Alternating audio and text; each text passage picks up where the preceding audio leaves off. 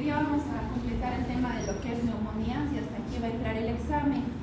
Ya, el próximo martes está programado su examen. Vamos a terminar de revisar.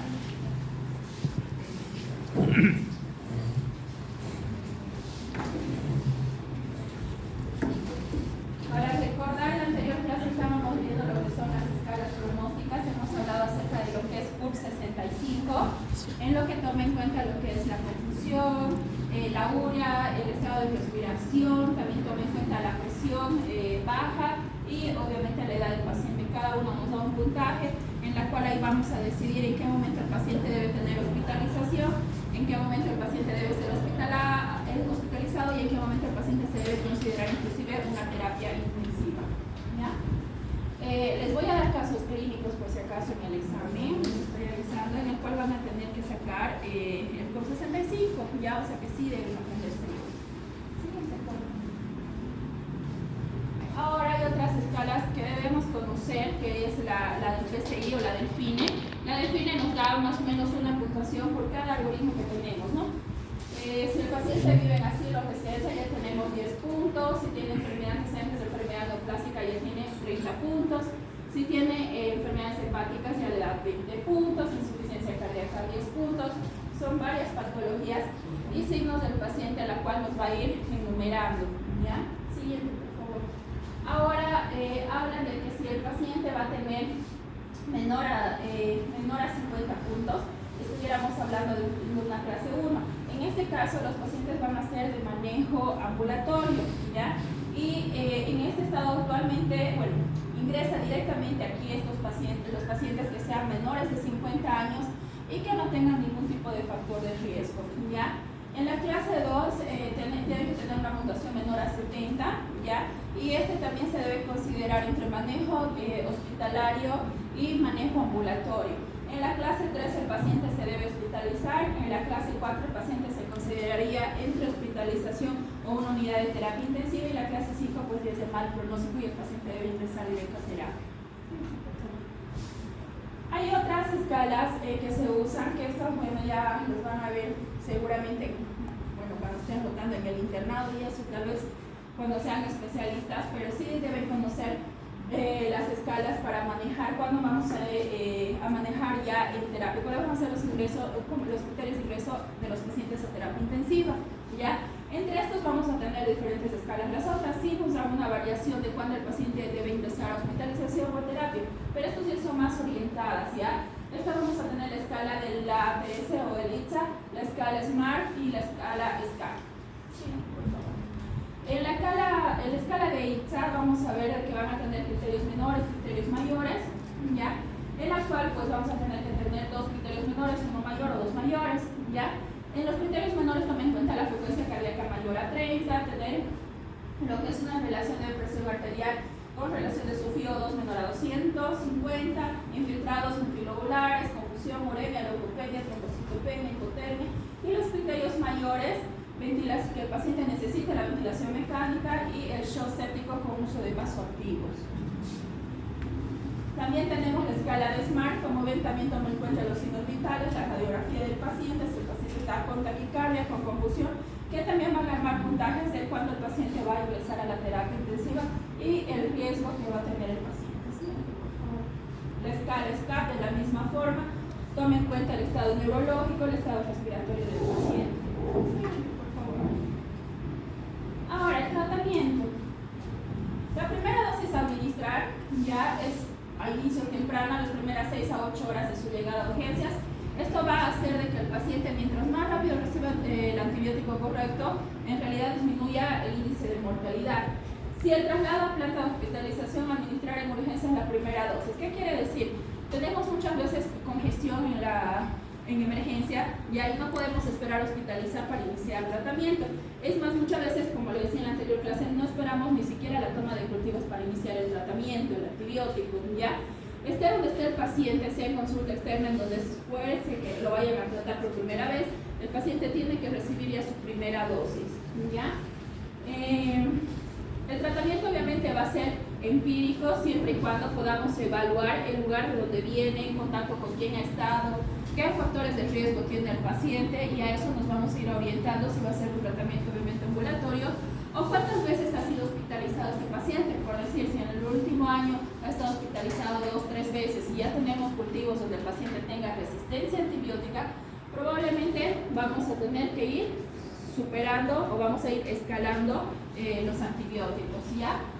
Por lo general la pauta antibiótica se da entre 7 a 10 días, hay que volver a hacer una reevaluación de 48 a 72 horas. Todo paciente con infección, todos los que entran a ese estado de infección, bueno, las primeras 72 horas es el momento de impregnación con los antibióticos, y a partir de las 72 horas o a partir de los 3 días tenemos que empezar a ver una evolución del paciente.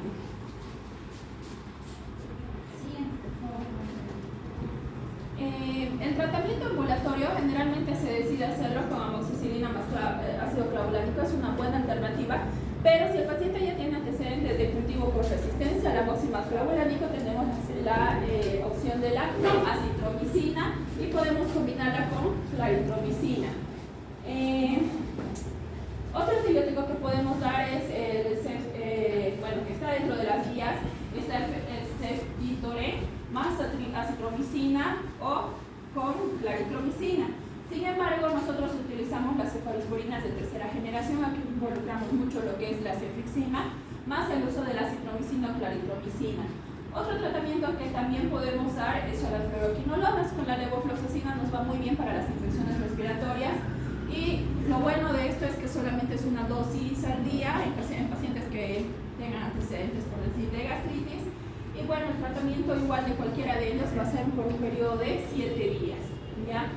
Ahora miren, en caso de hospitalización, generalmente yo no soy muy amante de lo que es el antibiótico vía oral en hospitalización. Si el paciente está hospitalizado, de mi preferencia es utilizar siempre los antibióticos endovenosos, ¿ya? Entonces aquí es donde me apego mucho a lo que son las cefalosporinas igual de tercera generación, como la ceftriaxona endovenosa. Es una de las que más nos gusta usar, y además que nuestra población tiene mucha sensibilidad al antibiótico, ¿ya? Esta combinada con una citromicina o claritromicina en infecciones respiratorias nos va muy bien, ¿ya? Ahora, si fuera un paciente que pensamos ya en unas bronquiectasias infectadas o neumonías a repetición, pues ahí ya no se olviden, tenemos que cubrir la parte de pseudomonas. Y el mejor tratamiento, ya hemos hablado del manejo de las pseudomonas, ¿cuál va a ser? La ceftazidima, ¿verdad? Es la única que va a tener cobertura. Entonces va a depender mucho del antecedente patológico del paciente. Ahora, ¿qué va a pasar si este paciente ha sido hospitalizado los últimos 7 días y ha estado con una buena cobertura antibiótica? ¿Qué harían ustedes? Digamos que este paciente ha estado hospitalizado por infección urinaria los últimos 7 días, no estamos hablando de una nosocomial. Y este paciente ha estado recibiendo, por su ECO, le ha estado recibiendo ceftriaxona, amicacina. ¿Cuál sería nuestro tratamiento de inicio si a los 7 días tenemos que hospitalizar a este paciente? ¿Volveríamos a una ceftriaxona? No. Probablemente no. Penicilina, pues. Entonces ahí sí hay que considerar, hay pacientes, hay que empezar a personalizar los tratamientos. Ahí sí probablemente nos vayamos a la levofloxacina. Tenemos la presentación de levofloxacina endovenosa que viene de 500. Entonces la recomendación es darle 750 miligramos IV cada día. Lo bueno de la levofloxacina, lo bueno de la ceftriaxona, lo bueno de la citromicina, de la claritromicina, que ninguno de estos se ajusta a dosis renal. ¿Qué quiere decir? Que esto puede puede ser de uso también en pacientes que están dializando, ¿ya? Y utilizar en su dosis plena, ¿ya? Ahora, lo que se recomienda en pacientes en terapia intensiva es dar ceftriaxona más acitromicina. Tenemos amoxicilina más clavulánico por si acaso endovenoso. Lo que no me gusta mucho de la amoxicilina más clavulánico para usar en hospitalización es que se usa cada 8 horas aproximadamente, ¿ya? Entonces siempre buscamos antibióticos que por lo menos se alarga su duración, 24 o 12 horas sería lo ideal, ¿ya? Las recomendaciones, igual está iniciar ceftriaxona más levofloxacina endovenosa, pero no se olviden, en la anterior clase les decía, hay lugares en la terapia donde tenemos más predisposición de algunos gérmenes que otros, y nosotros normalmente conocemos la resistencia a los antibióticos. En la unidad de terapia donde yo estoy, generalmente tiene una buena sensibilidad a la amoxicilina.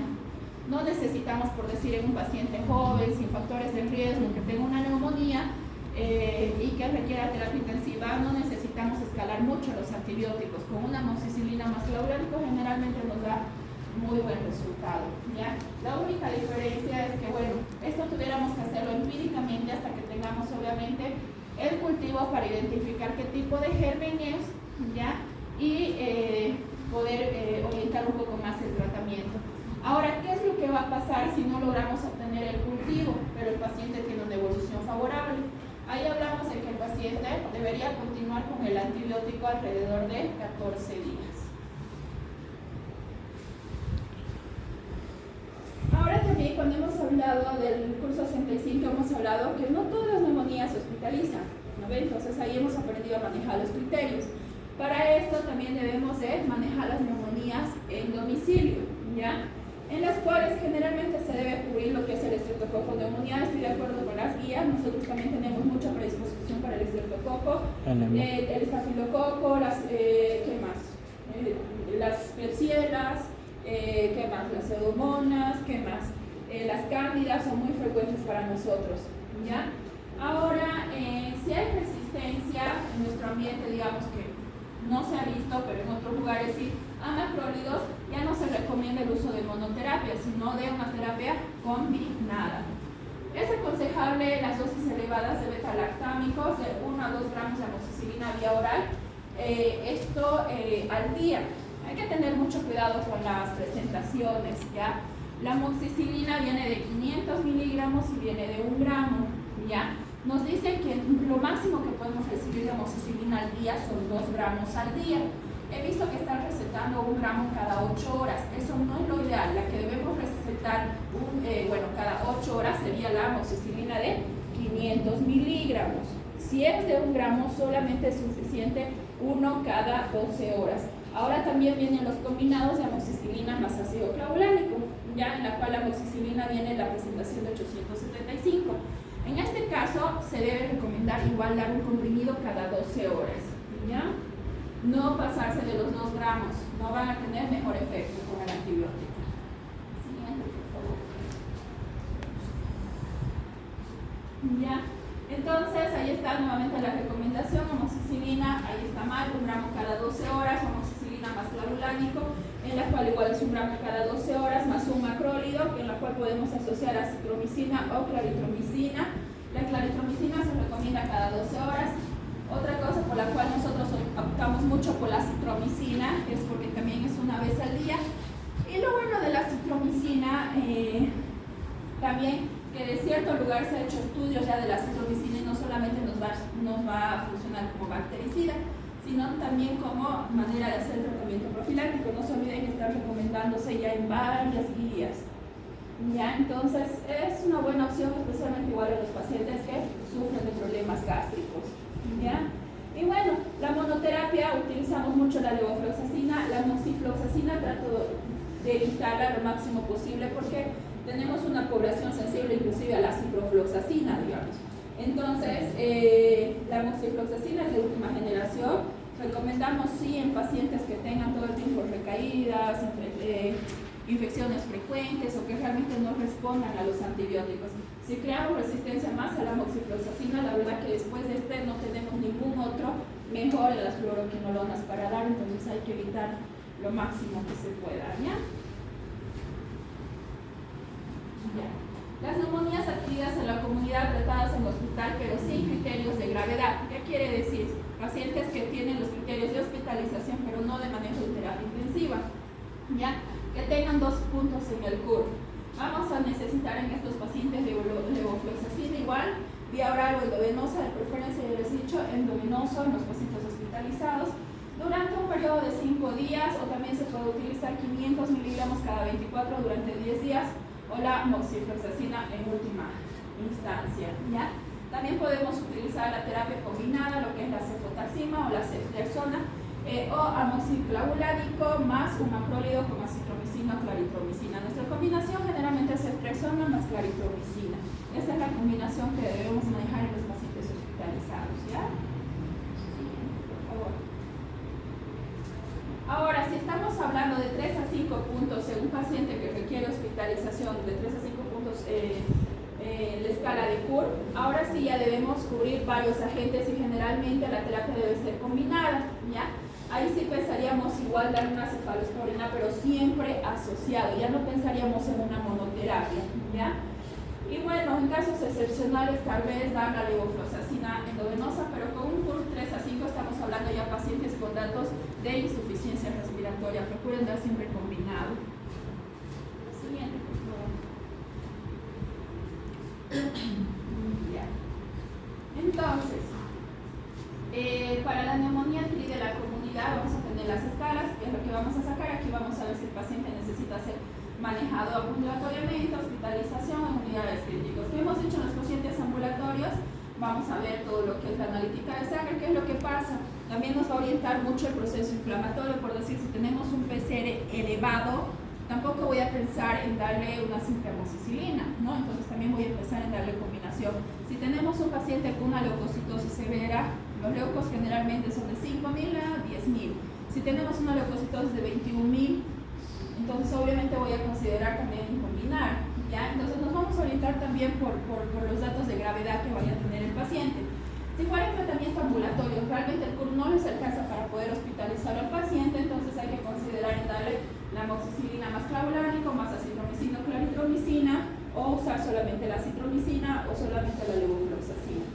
En hospitalización, lo propio, dependiendo del estado de gravedad y los antecedentes del paciente, ya no solamente deberíamos tomar el cultivo de esputo, debería considerarse también, si es que pensamos en una bacteriemia, pensar en hemocultivar al paciente.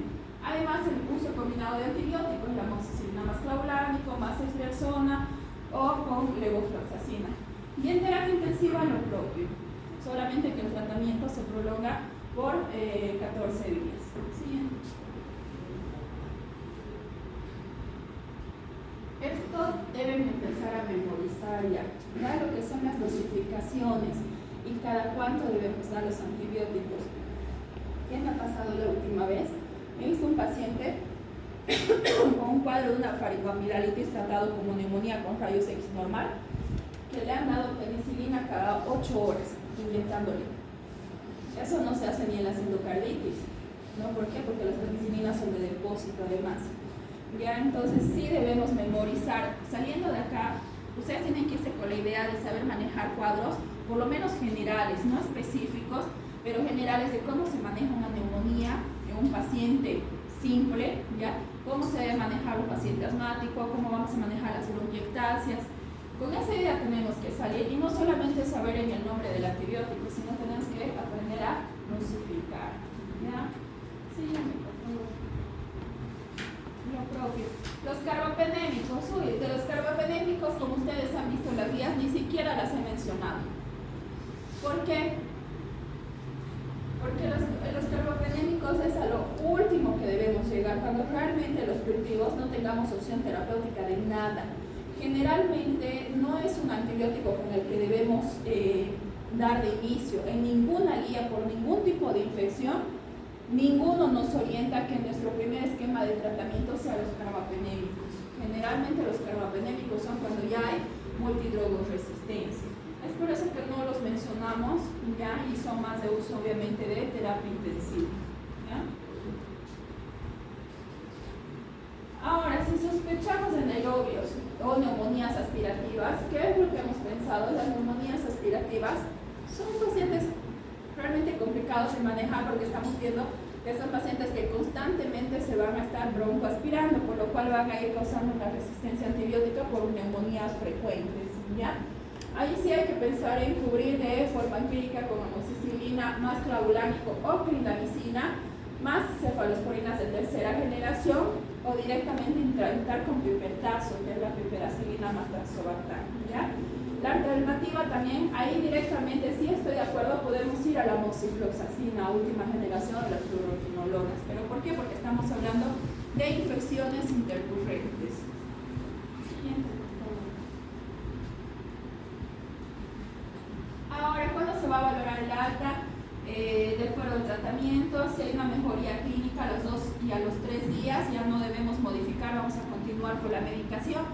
Si a los 2 o 3 días el paciente, en vez de mejorar, empeora, quiere decir que no estamos yendo con el antibiótico adecuado. Ahí también se debe considerar la rotación Y además en estos casos hemos hecho la solicitud de una radiografía de tórax. ¿Ya? ¿Cuáles son los criterios de estabilidad clínica? ¿Ya?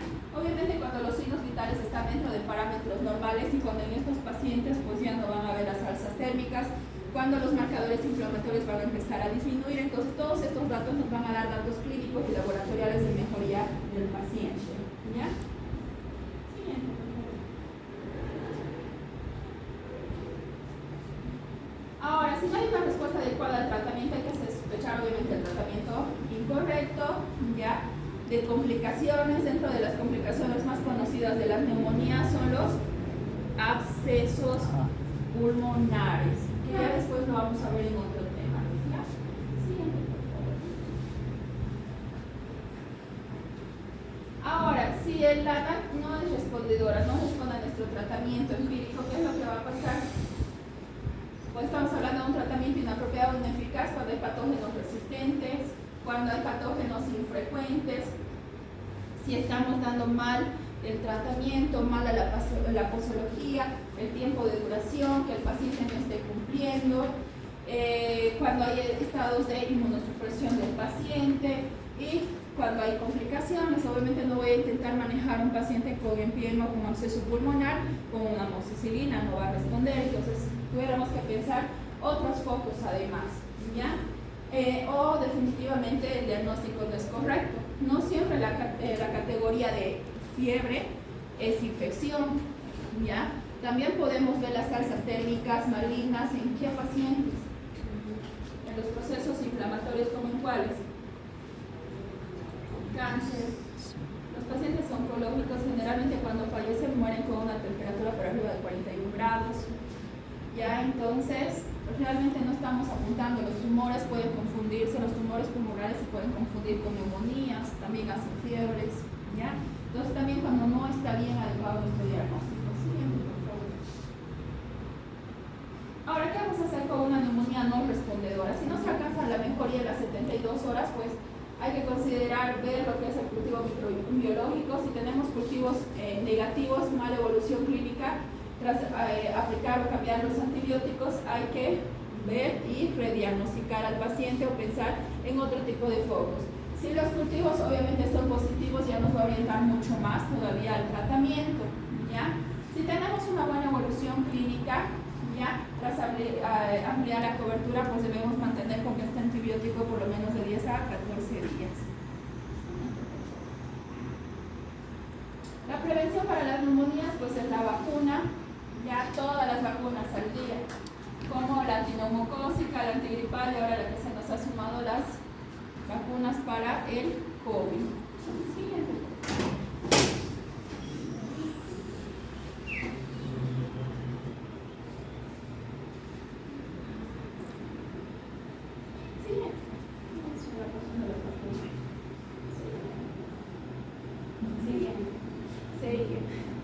Ahora vamos a entrar a lo que son las neumonías intrahospitalarias, ya con esto vamos a terminar, ¿ya? Entonces hemos dicho en la anterior clase que las neumonías intrahospitalarias hablamos de cuando el paciente ha estado hospitalizado por más de 48 a 72 horas, ¿ya? O el paciente dado de alta y que presenta la clínica respiratoria a las 48 a 72 horas, ¿ya? Algunos, inclusive autores, han desarrollado que este grupo a los pacientes que ingresan 7 días después de su ingreso de una institución hospitalaria, o sea que los pacientes que han sido dados de alta hasta el 7º día posterior a su alta, todavía algunos consideran que pueda deberse a una neumonía intrahospitalaria. Nosotros en las guías actuales vamos a mantener el periodo de las 72 horas, no más de eso. Ya, la epidemiología de las infecciones nosocomiales, generalmente el lugar donde se subsisten más las infecciones respiratorias por el uso de los ventiladores es la unidad de terapia intensiva. En segundo lugar, ya en las terapias intensivas. Ahora, ¿cuáles van a ser las infecciones intrahospitalarias más prevalentes? En primer lugar son las infecciones urinarias, la segunda van a ser las neumonías y la tercera van a ser las bacteriemias por diferentes factores, ¿ya? pero definitivamente el lugar donde más aparecen, y valga la redundancia, es en la terapia, ¿ya? La incidencia de las neumonías varía según la edad. Obviamente a mayor edad, mayor incidencia. Mayores de 65 años, y es por eso que le dan un punto en el curso 65, son 15 de 1000. No tenemos nosotros estadísticas de nuestro país, sin embargo considero de que el número de cero, la tasa debe ser mayor. Siguiente, por favor. En pacientes hospitalizados en UCI ocurre 5 a 10 veces más frecuente que en otras áreas del hospital. En UCI, los pacientes con intubación orotraqueal aumenta el 25% más de probabilidad en relación a un paciente que no está intubado, ¿ya? El riesgo de 1 a 3% sube por cada día de que el paciente esté con una ventilación invasiva. Los gérmenes más frecuentes asociados a esta enfermedad son los gram negativos en un 64%. Esta es la principal causa de muerte, con un rango de mortalidad de 30 a 50%. Los mecanismos de defensa del paciente contra la infección a menudo se deterioran durante la estadía de hospitalización. Los tipos de gérmenes presentes en un hospital con frecuencia son más peligrosos, más resistentes. La mayoría de los casos ocurren fuera de la UCI. Sin embargo, el mayor riesgo está en los pacientes con ventilación mecánica del 30 a 50%. ¿Qué quiere decir? Que 1 de cada 2 pacientes que estén intubados va a salir con su neumonía intrahospitalaria. Los prevenibles, los factores de riesgo prevenibles es la broncoaspiración, que podemos evitar aspirando al paciente continuamente, ¿ya?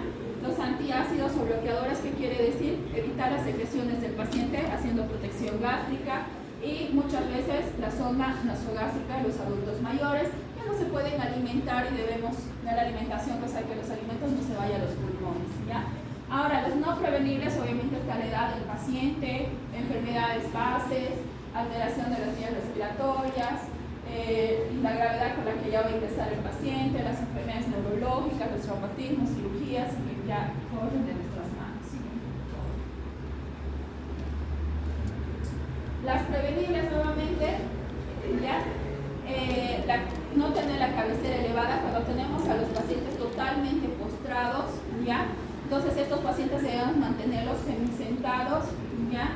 El cambio frecuente de circuitos del respirador, los relajantes musculares también nos aumentan las secreciones bronquiales, por lo cual nos aumenta la predisposición de las broncoaspiraciones.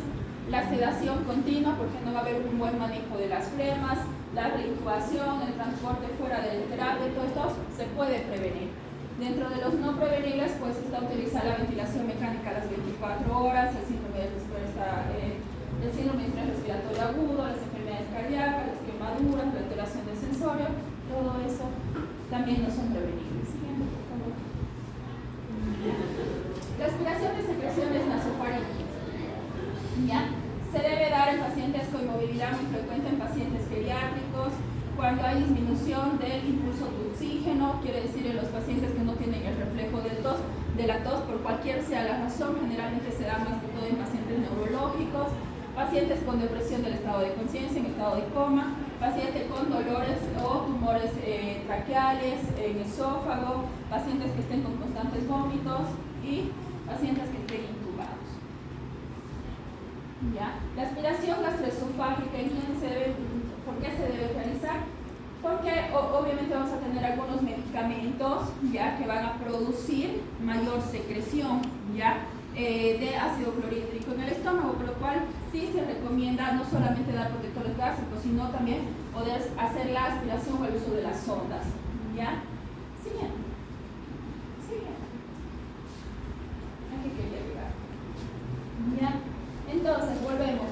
Ahora, de acuerdo al factor de riesgo, vamos a ver el agente causal. Si vemos que es una neumonía por broncoaspiración, estamos hablando más de bacterias anaeróbicas. Si estamos hablando de pacientes que han sido sometidos a una cirugía abdominal, por decir apendicitis, colecistectomía, cualquiera de estos, estamos pensando más las neumonías por agentes enterococos, ya pacientes especialmente que han hecho perforación de víscera, ¿ya?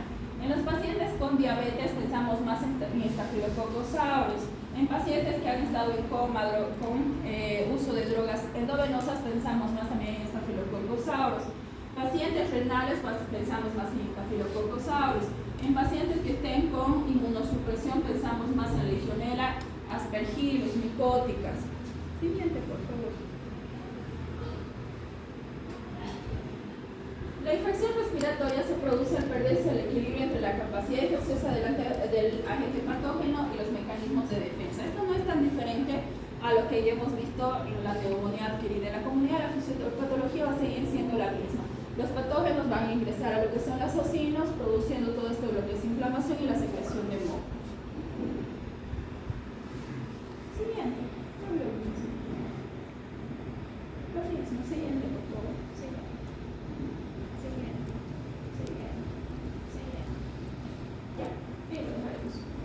Entonces vamos a clasificar según el momento de presentación de la neumonía. Tenemos la neumonía nosocomial precoz, que es aquella que se presenta en los primeros 4 días de hospitalización. Tenemos la neumonía nosocomial tardía, aquella que se va a presentar a partir del 5.º día después del ingreso hospitalario. Ahora, en los pacientes con ventilador mecánico, ya también tenemos inicio de temprano menor a 5 días, en los cuales vamos a pensar más en gram positivos, gram negativos entéricos sensibles. Si el inicio es tardío, mayor a 5 días, gram negativos entéricos resistentes. En los pacientes sin ventilación, si tenemos menor a 5 días del inicio de la infección, estamos pensando más en estreptococo, estafilo, influenza. Si tenemos un inicio tardío, empezamos más de gérmenes entéricos, estafilococos aureus resistentes y otros gérmenes resistentes o de difícil manejo.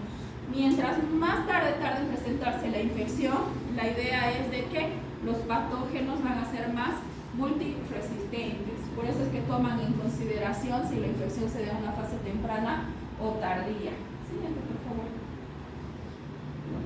La clínica no va a variar, el paciente va a presentar tos, dependiendo del agente, si va a ser bacteriano, micótico o viral.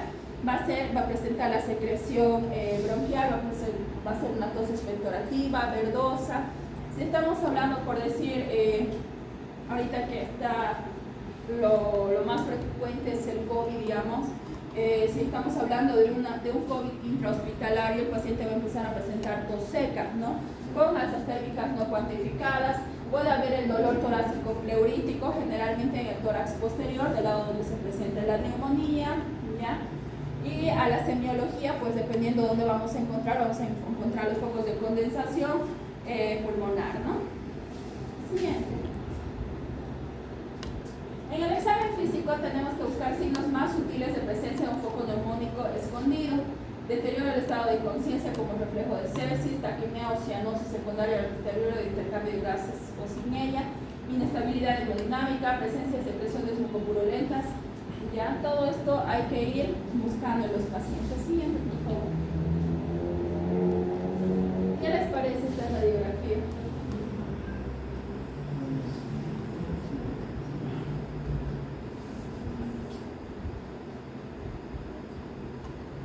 ¿Alguien podría identificar?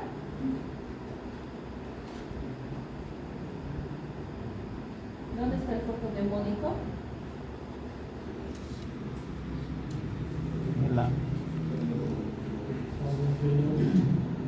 ¿Derecha o izquierda?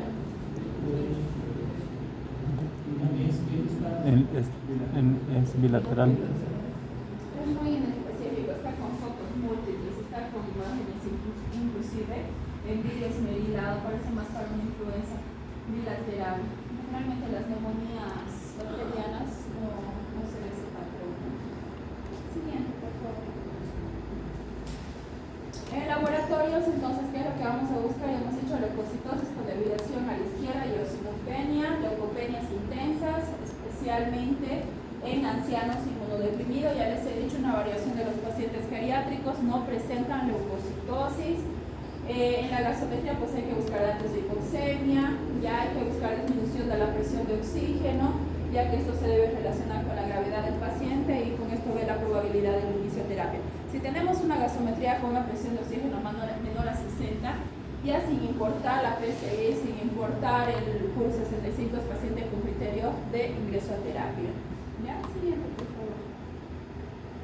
Bases para el diagnóstico. Se presenta más de 48 horas después de la admisión al hospital, que tenga fiebre, tos, leucocitosis, esputo purulento, disnea, hemoptisis. En la radiografía vamos a ver infiltrado parenquimatoso, generalmente unilateral. ¿Ya? Siguiente. Es importante hacer una buena anamnesis, una buena historia clínica y poder apoyarnos en lo que son los estudios de imagen. Siguiente, por favor. ¿Qué les parece?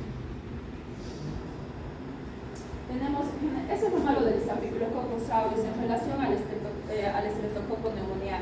Generalmente el estreptococo presenta solamente un foco de condensación. El estafilococo es uno de los más agresivos y también tiene mayor resistencia a los antibióticos y empiezan a ser multilobales en diferentes lugares, empiezan a formarse las condensaciones, ¿no? En la radiografía general, bueno, los hallazgos suelen ser inespecíficos. Es importante poder evaluar la intensidad, las complicaciones, la respuesta al tratamiento. Hay algunas imágenes que cuando pedimos en un estado inicial, como lo que les decía en la anterior clase, podemos ver inclusive una radiografía normal, pero si la pedimos en su momento adecuado a las 48-72 horas de la clínica, ya vamos a empezar a notar las consolidaciones y poder orientarnos un poco más inclusive a la agente causal. Ahora, si no mejora el paciente, consideren siempre poder realizar el hemocultivo y buscar bacteremias, ver hacia dónde está migrando el germen. ¿Ya? Siguiente, por favor.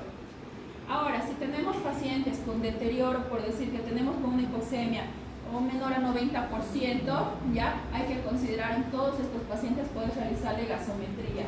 No olviden poder realizarle siempre el paciente cultivo. Hay otro dato muy interesante. La pneumocystis jirovecii ya es muy común en los pacientes con VIH, que es otro tipo de población especial. El único antibiótico que nos va a responder la pneumocystis jirovecii, ¿alguien sabe cuál es? El único.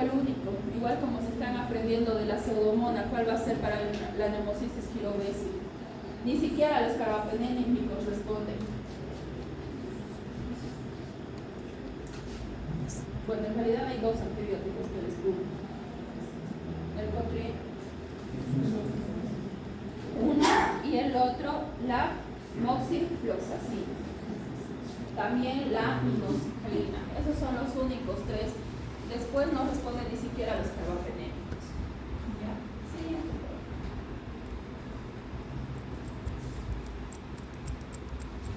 Ahora, ¿qué pasa si no vamos a poder obtener un cultivo de esputo y el paciente tiene deterioro? ¿Qué pasa si llegan a los carbapenémicos y tampoco responde favorable a su paciente? Ahí sí hay que hacerle el lavado bronquial. Hay que tomar una muestra directa del lugar, ¿ya? Hay que hacer una broncoscopía, ¿ya? Y ver otro tipo de causa, ¿ya? O agente que esté produciendo la inflamación. Hay algunos que se han detectado como por decir presencia de cuerpo extraño. 1, 2, ya que obviamente no iba a mejorar ni con los antibióticos. Otra causa, los pacientes oncológicos que tampoco mejoran fácilmente con los antibióticos. Entonces todas estas son indicaciones para hacer a los pacientes la broncoscopía. ¿Ya? La radiografía de tórax con infiltrados, tratamiento empírico. Si hay respuesta no pasa nada, si no hay respuesta hay que pensar en escalar antibióticos, si no mejora con escalar el antibiótico hay que pensar hacerle el lavado bronquial y con este ver la posibilidad de biopsiar en caso de ser necesario. Pacientes inmunodeprimidos hay que tomar en cuenta todos estos pacientes, como les decía, pacientes por VIH, pacientes que hayan sido con trasplante, que tengan trasplante de órganos como riñones, que es lo más frecuente para nosotros, que esté en uso de inmunosupresores, ¿ya? En estos pacientes hay que realmente valorar los criterios de gravedad, pensar si este paciente va a necesitar internarse en terapia intensiva, ver el grado de insuficiencia respiratoria, ya que estos pacientes tienen una mayor predisposición de complicarse y además la enfermedad avanza más rápido, ¿ya? Las medidas generales, pues, la alimentación es muy importante, ¿ya? El sistema de administración de oxígeno. Siempre que el paciente desatura por debajo del 90% es nuestra categoría o lo que nosotros como catalogamos, necesitamos oxígeno, ¿ya? Por más que un paciente satura 87, 88 y ustedes lo vean tranquilo, igual hay que administrar oxígeno, ese pulmón debe descansar. Si ustedes le dan más esfuerzo a un pulmón infectado, ¿qué es lo que va a pasar? Lo van a deteriorar aún más. Entonces la indicación es siempre así. oxígeno a 2 litros o a 3 litros si la saturación es menor a 90%. ¿Ya? Sí, por favor. Ahora, si estamos hablando de una neumonía intrahospitalaria que haya adquirido mayor a los 5 después de los 5 días, ¿ya? O que tenga factores de riesgo a patógenos multiresistentes, sí, hay que dar una terapia antibiótica de amplio espectro para patógenos multiresistentes. Si no, hay que dar una terapia antibiótica de aspecto limitado. Ya hemos dicho, a mayor tiempo de haber agarrado la neumonía intrahospitalaria, mayor predisposición de que los gérmenes sean resistentes. ¿Ya? Siguiente, por favor. Ahí nos da también una tabla de más o menos cómo manejar los estreptococos. Generalmente nos vamos a lo mismo, a las cefalosporinas, el estafilococcus aureus. Nos vamos a la fluoroquinolonas, a cualquiera. Si vemos Escherichia coli, ojo, esto es muy raro. Hay pacientes que sí encontramos Escherichia coli en los pulmones. ¿En quiénes? Y es muy frecuente acá. He visto mucho en la época COVID. En los pacientes, uno, debemos pensar en contaminación, que han mezclado la orina de alguien con el cultivo distinto de alguien, ¿no? Y lo segundo, debemos investigar de dónde, porque o tiene que ser bacteriana, o tiene que ser un foco infeccioso urinario, tiene que ser bacteremia, perdón, o que el paciente haya tomado orina, que es muy frecuente en las neumonías por haber tomado orina, ¿ya? Dentro de la medicina natural se respeta, pero una de las cosas que más usan para el dolor pulmonar, el dolor de pecho y las fiebres, es uno, colocarse la orina en paños y otra, tomársela, ¿ya? Entonces, al tomársela toda la E. coli que tiene de por sí ya la orina, pues obviamente nos lleva a neumonías recurrentes, ¿ya? Entonces, siempre que vean E. coli, realmente alértense, porque es mucho más agresiva en el pulmón que en el sistema genitourinario, ¿ya? Siguiente, por favor. Siguiente. A ver, la siguiente, por favor, la anterior. Ahí tenemos el inicio, miren, si pensamos en Pseudomonas, ahí tenemos la opción de poderle dar ceftazidima. Ahora, si presentamos un Acinetobacter, el Acinetobacter, por decir, es muy frecuente en las terapias, en la terapia del Vietnam tiene mucho Acinetobacter, entonces en estos pacientes son casi generalmente multiresistentes. Si encontramos un Acinetobacter, en eso sí consideren el inicio de carbapenémicos. ¿Ya? Siguiente, por favor. Ahí está igual la dosificación y cada cuánto debemos dar la ceftazidima. Lo que no nos gusta mucho de la cefta es que es 1 gramo cada 8 horas. En pacientes que ya tengan de otro origen, como una meningitis que les hubiera hecho que se hubiera complicado su paciente, podemos pensar en darle dosis meningia. Hablamos cuando es 2 gramos cada 8 horas. ¿Ya? Siguiente, por favor. Siguiente. Esto es lo que hemos estado hablando de los cultivos. Ya, tratamiento, recomendaciones, ya para los factores de riesgos modificables. La intubación y la intubación deben ser evitadas, se debe promover la ventilación mecánica no invasiva cuando sea posible. En el caso de los COVID ha sido un simple ejemplo. Realmente, mientras menos intubábamos a los pacientes, teníamos menor mortalidad, no importaba si utilizábamos cánulas de alto flujo, cánulas especiales, pero la idea era no llegar a la ventilación mecánica porque los pacientes se infectaban aparte del COVID de otras infecciones bacterianas y tenía mayor la probabilidad de fallecer, ¿ya?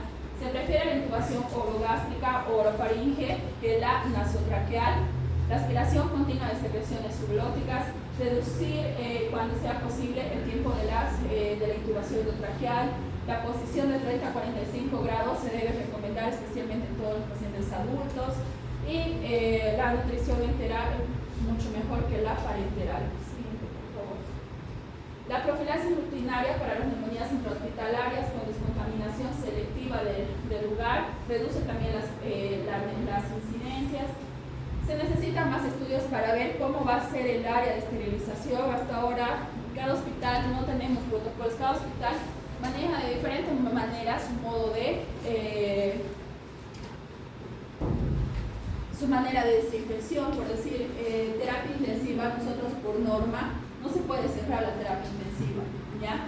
Entonces debemos hacer control por lo menos cada mes, cada 2 meses, de hacer cultivos de diferentes áreas. Esto toma en cuenta todo lo que son los tubos orotraqueales, las camas, los ventiladores, todo esto, para poder hacer más una desinfección, digamos, de acuerdo a los gérmenes que vamos a encontrar. Pero definitivamente no hay protocolos que se puedan seguir, ¿ya? La profilaxis con antibióticos sistémicos en las primeras 24 horas de intubación endotraqueal reduce la incidencia también de las neumonías, pero se necesitan más estudios. Hay una tendencia a la reducción de las neumonías con el uso de supralfato en relación a los metabloqueantes. ¿Qué quiere decir? Nos están recomendando utilizar el supralfato, que viene a ser un antiácido para las úlceras gástricas, más recomendado que para la gastritis, que un medicamento como el omeprazol o la ranitidina. ¿Por qué? Porque esto evita la secreción frecuente bronquial de los pacientes que estén especialmente intubados. ¿Ya? Siguiente, por favor. Tener en cuenta también los factores de riesgo de gérmenes multiresistentes, la hospitalización más de 5 días, la admisión desde un sitio hospitalario, los antibióticos, una terapia inapropiada es factor de riesgo para aumentar la mortalidad, siendo los gérmenes resistentes. Usan una clase diferente de antibióticos en un paciente previamente tratado para disminuir la terapia inapropiada. Hay que tener mucho cuidado. Lo que ya nos pasaba con los doctores, me acuerdo ya quienes me acompañaron, cuando el paciente vino con un antecedente de tuberculosis y una bronquitis aguda haciendo neumonía al paciente. El paciente antes de venir ya le habían colocado triapen, dexametasona, amoxicilina, levofloxacina, prednisona, entonces antigripales. Entonces hay que tener mucho cuidado con los tratamientos, ¿ya? Entonces el hecho, digamos, de hacer la historia clínica es eso, poder identificar qué medicamentos ya tomó el paciente para no volver a repetir. Si es un paciente que ya ha venido tomando amoxicilina, más clavulánico, más acitromicina y me ha tomado 3 días y me ha abandonado el tratamiento, no voy a pretender volver al mismo. ¿Por qué? Porque el paciente ha tenido deterioro en vez de mejoría, ha tenido ya resistencia con el uso de los antibióticos. Entonces hay que siempre investigar qué medicamentos, ver cuánto estaba tomando, las dosificaciones incorrectas. También es un hecho por el cual vamos a tener un paciente sin mejoría, ¿no? Siguiente, por favor. No hay datos que hayan demostrado la superioridad del tratamiento combinado comparado con la monoterapia, excepto para aumentar la probabilidad de brindar una terapia empírica apropiada. Excepto esto en los pacientes en los que pensamos en agentes multiresistentes o en neumonías que ya estamos hablando complicadas. Ahí sí la monoterapia queda de lado, ¿ya? Sí se usa la terapia combinada, ya cuando hablamos de agentes multidrogos resistentes. Este puede ser descontinuado luego de 5 a 7 días en pacientes que tienen buena respuesta. ¿Qué pasa? Muchas veces iniciamos el antibiótico, por decir, con ceftriaxona, ¿ya? Y para esto no es necesario tenerlo. Tenemos el cultivo a los 7 días, o bueno, a los 3 días, y el paciente sale con una sensibilidad a la citromicina. No tuviéramos que tener miedo con el cultivo de darle de alta al paciente con un antibiótico que, según por cultivo estamos bien, vía oral, y mandarlo a domicilio. No necesitamos los 7 días de hospitalización. No nos olvidemos que mientras más tiempo de hospitalización tenemos pacientes con mayor riesgo, no solamente a las infecciones intrahospitalarias, sino también hemos conocido otra patología que es el tromboembolismo pulmonar, ¿ya? Entonces, mientras menos esté hospitalizado, mejor. Y ahí es lo que hablamos de desescalar los antibióticos. Si tengo un antibiótico endovenoso, pero mi cultivo tiene una buena sensibilidad para uno vía oral, no teman en desescalar los antibióticos. Tenemos que guiarnos en este tipo de cosas, sí, con los cultivos, ¿ya? Si no, no tuviera mucho sentido el poder solicitarlo. Siguiente, por favor. Ahora, recomendación para el tratamiento de gérmenes multidrogos resistentes. Si se documenta, por decir, una originosa, una pseudomonas originosa, se recomienda la terapia de combinación, ya que hay alta tasa de cepas resistentes con monoterapia. Si se aísla la Cinetobacter, los carbapenes y la Sulbactam son los más efectivos, ¿ya? Si se aísla el germen productor de BLE, se debe evitar la monoterapia. ¿Qué hablamos por los BLE? ¿Qué significa? Muy bien, ¿ya? Por lo tanto, obviamente en estos pacientes tienen una alta tasa de resistencia, por lo cual aquí se debe dar tratamiento combinado. ¿Ya? Yo creo que ahí estamos. Siguiente, por favor. Entonces, en las neumonías intrahospitalarias, todos los procedimientos orientados a la prevención de la neumonía nosocopial pueden agruparse en las tres siguientes categorías. Educación del personal médico, utilizar todas las medidas de bioseguridad posibles para no solamente evitarnos contagiarnos nosotros, sino evitar contagiar y que el paciente se complique con sobreinfecciones cruzadas. ¿Ya? Interrupción en las rutas de transmisión de los microorganismos. Han visto el hecho de que el paciente salga de la terapia intensiva, el hecho de que el paciente salga de la terapia aumenta más el riesgo de las infecciones intrahospitalarias, por lo cual hay que evitar el fluido de cambios de camas, cambios de cuartos, cambio de áreas, ¿ya? Y bueno, pues hacer la modificación de los factores de riesgo para las infecciones nosocomiales, que es lo que hemos estado viendo. En conclusión, en la neumonía se produce al perderse el equilibrio entre la capacidad infecciosa y los mecanismos de defensa. La principal vía de entrada es la aspiración del contenido nasofaríngeo facilitado por la intubación y el sondaje nasofaríngeo. Los factores de riesgos más importantes para el desarrollo de las neumonías intrahospitalarias son las intubaciones endotraqueales y la ventilación mecánica. Se divide según sean o no potencialmente prevenibles y según se presenten en pacientes con o sin intubación y ventilación mecánica. Las clasificaciones de las neumonías intrahospitalarias se basan de acuerdo a la presencia o no de ventilador mecánico, lo que corresponde a un grupo etiológico característico. Los síntomas y los signos son una herramienta muy útil para el diagnóstico.